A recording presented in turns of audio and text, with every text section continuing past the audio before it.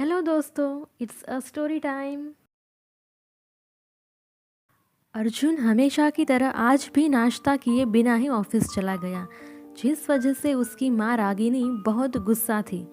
Wheel chair पर बैठे हुए अर्जुन के पापा अभिमन्यु ने कहा, हमारा बेटा अपनी रिस्पॉन्सिबिलिटी के तहत सब कुछ भूल गया। अगर मैं बीमार ना पड़ता तो हमारे बिजनेस का सारा बोझ उसके सिर ना आता। तब रागिनी कहती है, ऐसी बातें ना करें प्लीज़, और ये सोचें कि हमारे अर्जुन ने अपनी सारी रिस्पॉन्सिबिलिटी कितनी खूबी से निभाई है, कहाँ से कहाँ पहुँचा दिया कंपनी को। अर्जुन आधे रास्ते भी नहीं पहुंचा था कि उसकी गाड़ी खराब हो गई। ड्राइवर मैकेनिक को बुलाने गया, लेकिन काफ़ी देर होने पर भी नहीं आया। तब अर्जुन ने टैक्सी करने का सोचा। तभी सामने से एक ऑटो रिक्शा आती हुई दिखी। उसने सोचा चलो यहीं सही। उसने ऑटो रिक्शा रोकी और बैठ गया। तभी दो लड़कियां आई और वो भी ऑटो रिक्शा में बैठ गई। उसमें से एक लड़की ने कहा, भाई गोकुल नगर ले लो। ऑटो वाले ने मना किया तो वो लड़की बहस करने लगी। उसके साथ जो लड़की थी वो उसे मना कर रही थी कि झगड़ा ना करे, लेकिन वो लड़की तो किसी की बात नहीं सुन रही थी। इसलिए अर्जुन ने कहा, आप पहले इन्हें छोड़ दीजिए, फिर मुझे ले चलना। सारे रास्ते वो लड़की एक मिनट के लिए भी चुप नहीं रही। उसकी बातों से ही अर्जुन को पता चला कि उसका नाम परी है। उसके साथ में जो लड़की है उसका नाम मीरा है और वो दोनों चचेरी बहनें हैं। कुछ लोग जाने के बाद भी नहीं जाते। ये एहसास अर्जुन के लिए नया था। ऐसा उसके साथ पहली बार हुआ था कि कोई उसे पहली मुलाकात में ही इतना पसंद आ गया कि वो ना चाहते हुए भी उसे ही सोच रहा था। अर्जुन बहुत डिसेंट और सुलझा हुआ लड़का है। उसके पास आलीशान घर, गाड़ी, पैसा और रुतबा होने के साथ साथ सबसे अच्छी चीज़ जो है वो है उसका खूबसूरत दिल। ऐसा उसका दोस्त डॉक्टर नील कहता है। मोहब्बत का एहसास तो हो गया था, लेकिन अब बारी थी इजहार की।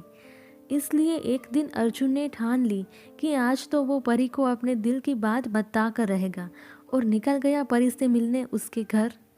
रिक्शा वाले की वजह से अर्जुन को परी का एड्रेस मालूम था। इसलिए अर्जुन परी के घर के बाहर तो पहुंच गया, लेकिन अंदर जाने की तो सोच भी नहीं सकता था। काश परी खुद ही बाहर आ जाए। और सच में परी और मीरा दरवाजे से बाहर निकली। परी को देखकर अर्जुन की खुशी का तो ठिकाना नहीं रहा। वो भगवान से शुक्रिया कर रहा था कि इतने में वो दोनों ऑटो रिक्शा में बैठकर चली गई।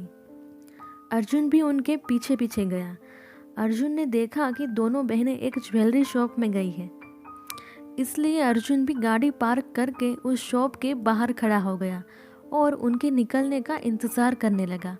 वो दिन जितना खास अर्जुन के लिए था, उतना ही खास और खूबसूरत मीरा के लिए भी था, क्योंकि उसकी शादी जो पक्की हो गई थी पुष्कर से। परी और मीरा, कहने को तो वो जॉइंट फैमिली में रहती है, लेकिन असल में वो एक मकान और दो घर है।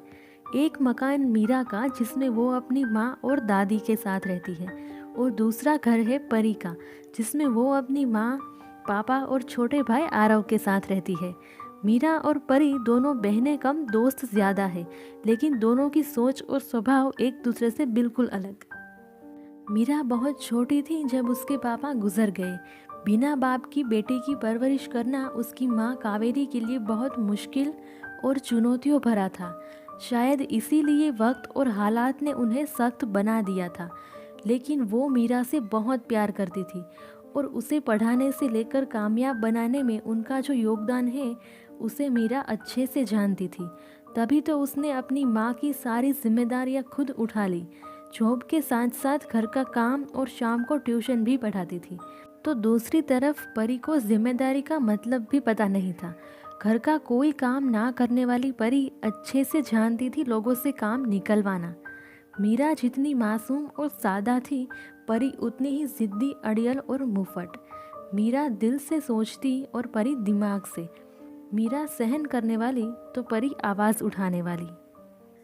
परी को बिल्कुल पसंद नहीं था कि कावेरी चाची मीरा पर पाबंदियां लगाए, वो भी ऐसी ऐसी कि लड़कियों को घर घर नहीं जेल लगने लगे। जब वो मीरा से कहती कि उसे आवाज़ उठानी चाहिए, तब मीरा हमेशा ये कहकर बात टाल देती कि माएँ कभी गलत नहीं होती। वैसे कभी कभी मीरा को भी अपनी माँ की पाबंदियाँ बुरी लगती थी, क्योंकि वो बाकी लड़कियों की तरह या परी की तरह दोस्तों के साथ घूमने फिरने नहीं जा सकती थी। दूसरी लड़कियों की तरह अपने मंगेतर के साथ फ़ोन पर बात नहीं कर सकती, क्योंकि उसकी माँ को यह सब बिल्कुल पसंद नहीं था। लेकिन मीरा की हर परेशानियों का इलाज परी के पास हमेशा होता है। मीरा परी के थ्रू पुष्कर से मिल लेती, यानी कोई चीज़ या गिफ्ट्स एक दूसरे को देने हो तो वो परी के थ्रू हो जाता। परी मीरा को हमेशा समझाती कि पुष्कर की कदर करे, उससे कभी कभार मिल लिया करे या फ़ोन पर ही बात कर लिया करे, क्योंकि पुष्कर जैसा अच्छा हैंडसम और अमीर लड़का उसे दूसरा नहीं मिलेगा। मीरा जानती थी कि परी गलत नहीं है, पर वो अपनी माँ से लड़ भी तो नहीं सकती थी ना। उस दिन भी उन दोनों को बहुत मुश्किल से अकेले शादी की शॉपिंग पर जाने की परमिशन मिली थी। शॉपिंग की शुरुआत दोनों ने ज्वेलरी शॉप से की।